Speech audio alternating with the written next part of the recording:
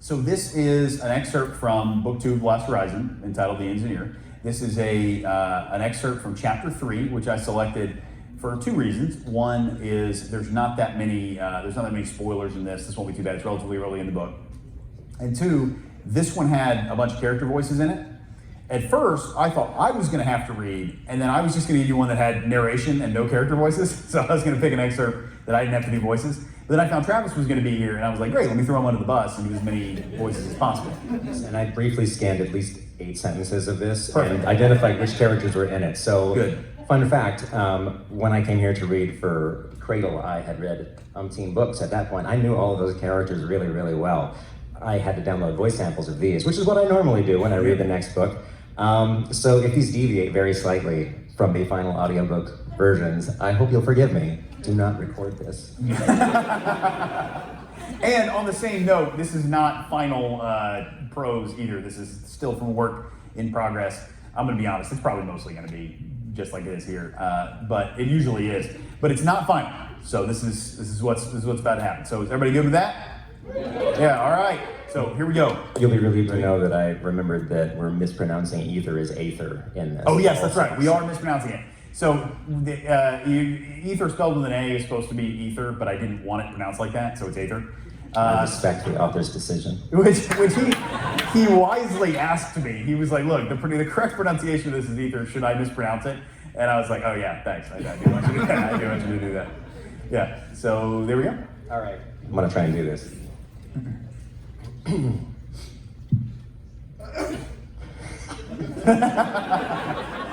There's something weird about doing this on a laptop. I don't know what it is. It's definitely infinitely more comfortable than last time where I had a phone like this, but... This is product placement for Apple. Yeah. You like this champagne color too? Rose gold. Is that what that is? Rose gold. Like the continent. I don't get anything right. I didn't know what color it was. But I'm just setting you up for the mistakes that I'm going to make when I read this aloud, so this is actually part of the program. Interact you every time you say it. Perfect. Yeah. All right, Chapter 3. Chirax's personal training room was 100 yards long, with a cavernous ceiling and a thickly cushioned floor made to give under the impact of falling Corrosion bodies. Machines lined the walls, but Chirax had no interest in them at the moment. She spoke a single command word, and golden etheric circles lit up all over the walls. The training room is now prepared to contain a magical contest. She drew her wand and turned to face Varic. You are an archmage of binding. Inspect the spells if you so wish. Varic's silver eyes roamed over the symbols with what she could call mild curiosity. My compliments to the designer of your warding spells. Malarius whispered to Chirax from the ring in which he was sealed.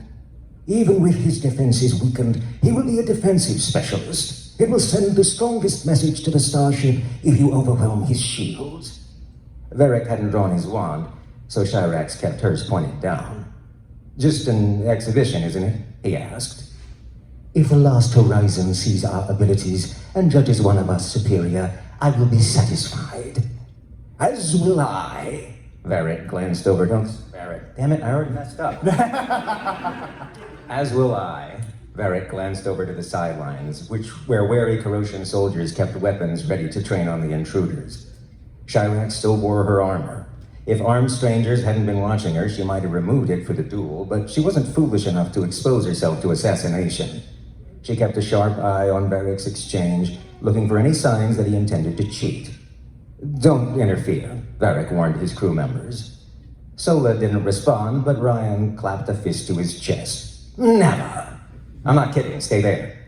I wouldn't interfere in a sacred duel. Varic didn't look reassured, but he turned back to Chirax and extended a hand. You first, Your Highness. That pride would be his undoing. Chirax spoke a word that conjured the majesty of the solar dragons. Gold light shone from the end of her wand. A roar echoed through the training room, and illusory wings flared out from behind her. Varic's makeshift mantle fluttered in the wind, but he showed no signs of chanting.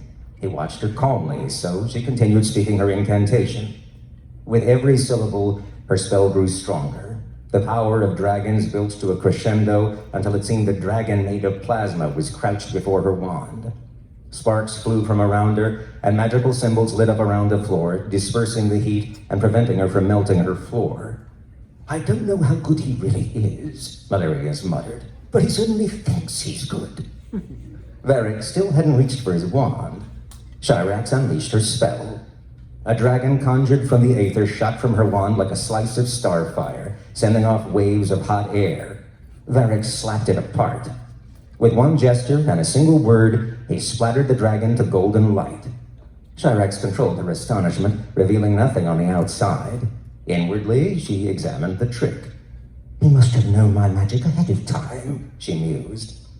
Malarius stuttered as he replied, That's it. I'm certain. Clever of him to prepare binding magic for your spell in advance. Clever and skilled to both craft a countermeasure and execute it with split-second timing. Shirax folded her arms. You've done well. Now, it's your turn. Varic nodded.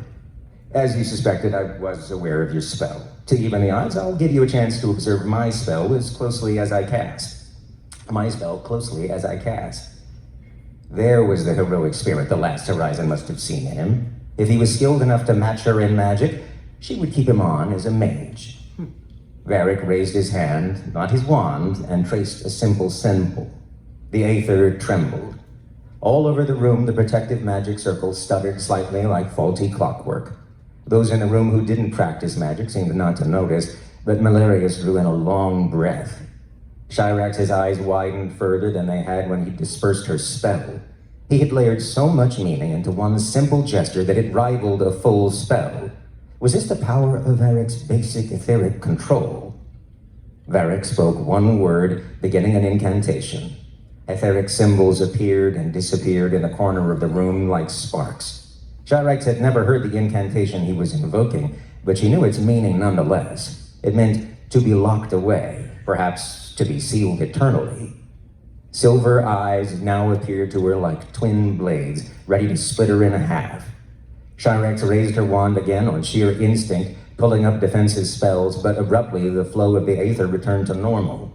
Varic lowered his hand and stopped chanting.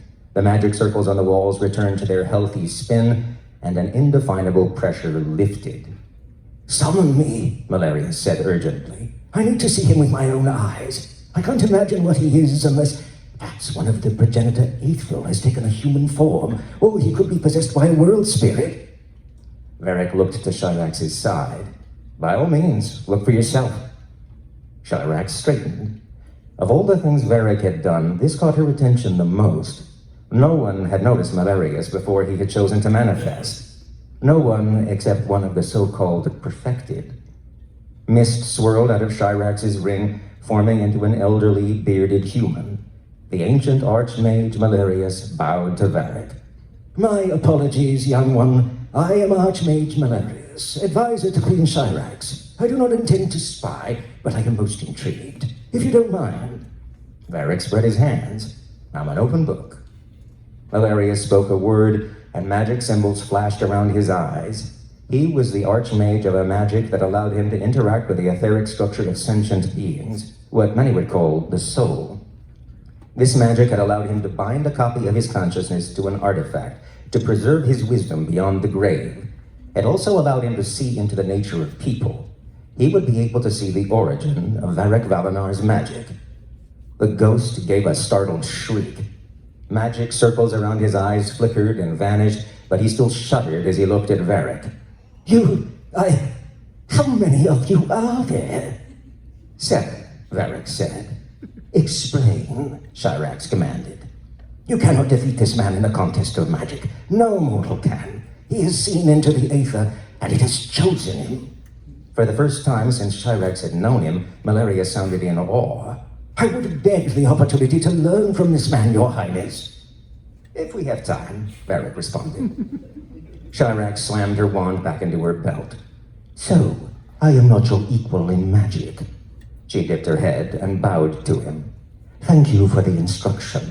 I concede the match for the last Horizon and apologize for the disrespect. Shirax looked eagerly to the other 2 members of the last Horizon. Did you defeat them as well? The Visiri raised a red hand. He defeated me. I almost fought him in a draw. I don't see why we would choose crew positions on single combat, Sola said. Merely a means of demonstrating our mastery, Chirac said. Naturally, the Zenith Starship wishes to know if we have the stuff of heroes, as do I. Ryan Wraith, would you do me the honor? Ryan folded his arms with a triumphant look on his face. No, I swore I would not interfere. You can take this one, Ryan, Varic said. But your duel isn't finished. Chirac wondered if Ryan did not feel the duel had been appropriately decisive. I am satisfied with my defeat. Captain Varic has proven his mastery. Ryan's 3 eyes were blank. You didn't do anything, though. Varic held up a hand. It's a courtesy among wizards, Ryan. When our magic connected, she could feel my sincere heart. Oh, of course. I'm sorry. In that case, I would be delighted to be the next to introduce myself. Chirac looked to Varic in confusion, but he gave her a gesture that said not to worry about it. Ryan walked up next, pulling a force blade from his belt. You know a combat art, don't you? I am the 9th generation master of the Imperial execution style. An aura of red light spread over Ryan as he released his internal energy, lifting his white hair. I am proud to present the dance of a burning world. Varic muttered incantations, flinging protective seals around the room. One of her corrosion mages stared in awe while the other began snapping pictures. The defensive magic raised Chirac's expectations for Ryan's skill. She ignited her gold force blade, extending it to point toward Ryan's crimson one. Show me what it takes to be the knight of the last horizon, Chirac said. Then she executed the first step of the Imperial execution style. She slashed out horizontally, the aether extending the slash in a wave of golden light. She trusted the defensive magic to protect the bystanders and her training room. Not only had Malarius vouched for Varic's skills, but her own analysis of the magic circle suggested they would be sturdy enough. Her combat art was difficult to use aboard a starship in normal circumstances. Its movements invoked the aether to extend and empower her strikes, piercing through defenses. It was made to execute worms that burrowed through moons and bisect war mechs. It was easier to tear a starship in half than to keep the hull intact. As expected, Ryan destroyed her attack, but what stunned Chirac was the effect his movements had on her own combat art. Where her golden slash made contact with his scarlet one, Chirac's attack burned away. It was as though his each movement carried a hungry red flame that devoured all that opposed him. Ryan raised his left hand, hurling a ball of crimson energy, but Chirac had fought Visiri duelists before. She split the ball with her next attack, which also extended to take Ryan's life. He pierced through it, and in the aether, his move felt like a spear made of flame. The enchantments on Chirac's breastplate lit up, shining many colors as they resisted the attack, but Ryan was launching another, and another. He moved from attack to attack, fluid as a river. His speed was so great that he was a blur. If she were human, she wouldn't be able to keep up. With magically extended slashes, Chirac defended herself. She pushed herself further and further, faster and faster, using the skills that had cut through small armies. This combat art had saved her life against the ambush of the rebels, and now here she was on the defensive. Incredible. She couldn't blink for fear of missing a movement, and her every swing was executed with more concentration than before. The air was filled with a strobing red and gold light. The ship shook, and several of the protective seals had begun to crack. This was it. This was what she needed to defeat the perfected. In her excitement, Chirac couldn't shake off a question. Had she really pushed Ryan to his limit? Could he go further? Though she normally disdained such tactics, this time Chirac reached for her wand. While warding him off with the blade in her right hand, she leveled the wand in her left and spoke a quick word. A misty dragon claw formed from the aether and struck at Ryan from behind. A helmet formed on his head, and the claw crashed against it. Chirac's spell was dispersed. Red fire formed beneath her feet, and she deactivated her force blade. I am truly defeated, she said, waiting for the rush of heat. None came. A white magic circle spun beneath her and sealed off Ryan's combat art. No need for that, Varic said. Ryan leaped over in front of Chirac, seizing her arms and looking up into her eyes with desperate energy. Defeat is no reason to embrace death. You have so much to live for. My enchantments would have protected me from true injury, Chirac said seriously. but I have earned the pain with my pride. Ryan gave her an encouraging pat. No. Then he backed up, paying no attention to the corrosion guns and wands that had been trained on him since he had laid a hand on her. Shirax turned to Solon next. If you are as skilled as they are, I'm afraid I may have nothing left to offer the Last Horizon. I won't fight you unless you make me, Sola said. Varic cut in, sliding smoothly between Shirax and Sola. We came here because you are exactly who we need, Your Highness. With your permission, I'd like to invite you aboard the Last Horizon, where we can give you an official offer. Shirax looked to her soldiers, several of whom immediately protested. I am going, but I will not abandon you. I will return to you soon. She ignored their continuing arguments and extended a hand to Varic. Show me, Captain.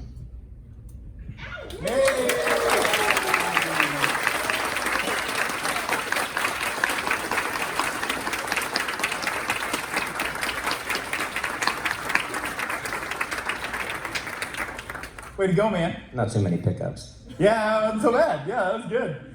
Yeah, so just so you know, first of all, while he was reading, I was now hearing him read it. I picked up on some things that I could change. So I was sitting there taking notes on my phone as he was talking, because so here's an example. Just give you something very specific. When Ryan and Shirax first begin to fight, the movements are a little unclear at the beginning. So I thought I could, clarify that. I could smooth out the line a little bit. So there are a few little things like that. And I was taking notes. But it's cool to see this because, I wrote this scene, and then now hearing Travis bring it to life, it's neat. Yeah. The best part of being a narrator is you get kind of like the coolest version of the book. Yeah. Or everybody else. Yeah. It was fun. So Travis, thanks a lot, man. Really appreciate it. Thank you so much. So yeah.